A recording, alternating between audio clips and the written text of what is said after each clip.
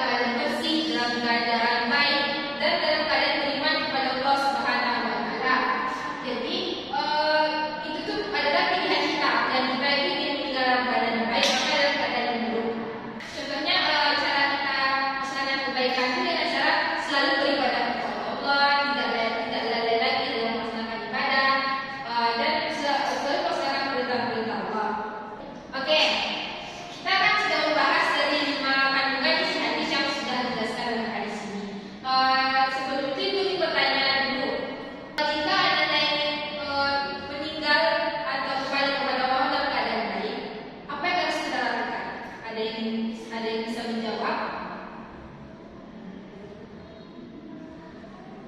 Oke, silakan Anda.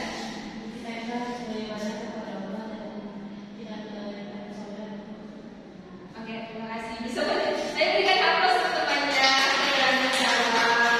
Oke, jadi agar kita bisa meninggal dalam keadaan yang baik, jadi kita harus melaksanakan perintah Allah, meninggalkan larangannya, serta melaksanakan ibadah tidak dengan kelalaian.